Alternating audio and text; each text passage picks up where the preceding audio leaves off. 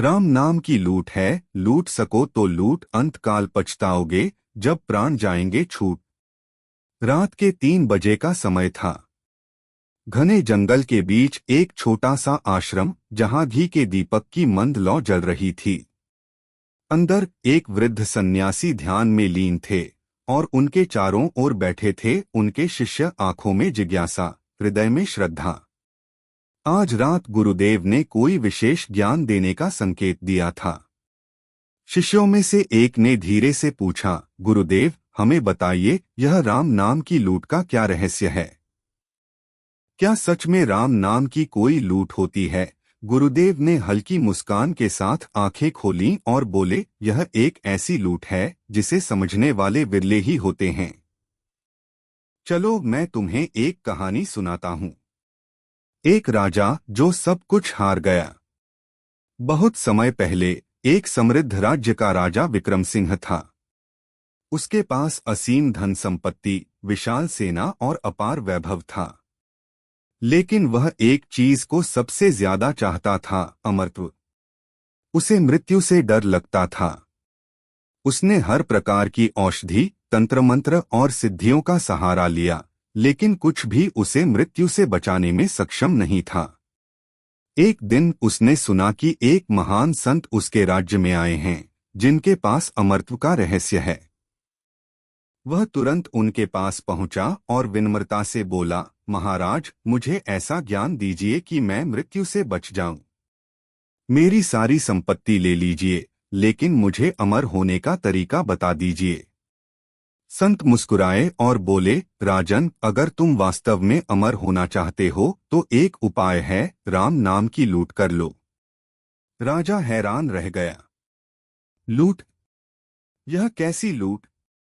संत ने समझाया, संसार में हर चीज छूट जाएगी, राज्य, धन, परिवार, शरीर।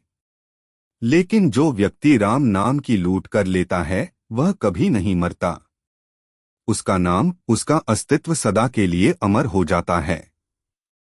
राजा इस रहस्य को नहीं समझ पाया। उसे लगा कि यह बस एक आध्यात्मिक उपदेश है, कोई वास्तविक उपाय नहीं। वह अपने महल लौट आया और अपनी पुरानी चिंताओं में खो गया। जब अंत समय आया, समय बीतता गया। राजा बूढ़ा हो गया। अब वह पहले की तरह शक्तिशाली नहीं रहा। एक दिन उसे भयंकर बीमारी ने जकड़ लिया। उसके महल में वैद्य, तांत्रिक और संत बुलाए गए, लेकिन कोई भी उसे बचा नहीं सका। अंत समय में जब उसकी सांसें टूटने लगीं, तब उसे संत के शब्द याद आए।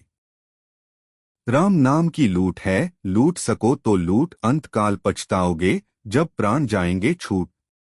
अब वह समझ गया था कि असली खजाना धन दौलत नहीं था, बल्कि भगवान का नाम था। लेकिन अब बहुत देर हो चुकी थी।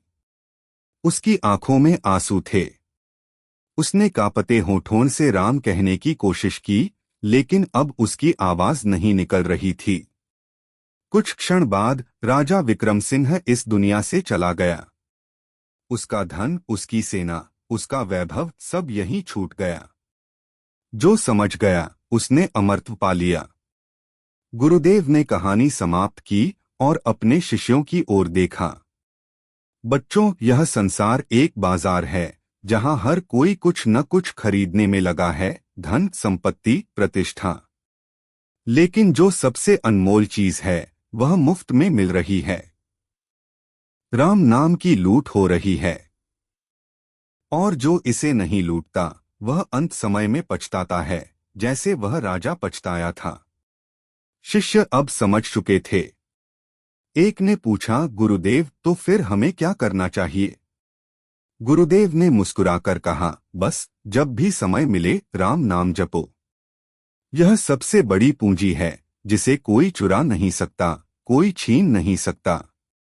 जब मृत्यु का समय आएगा, यही नाम तुम्हें पार लगाएगा। अब आप क्या करेंगे? यह कथा केवल राजा विक्रम सिंह की नहीं है, यह हम सबकी कहानी है। हम सब अपने जीवन में किसी न किसी चीज के पीछे भाग रहे हैं। लेकिन क्या हमने कभी सोचा है कि जब अंत समय आएगा, तब हमारे साथ क्या जाएगा? धन दौलत, प्रसिद्धि, परिवार, सिर्फ राम नाम। तो क्यों न आज से ही इस लूट में हिस्सा लिया जाए? क्यों न हर दिन कुछ क्षण भगवान का स्मरण किया जाए, ताकि अंत समय में पछताना न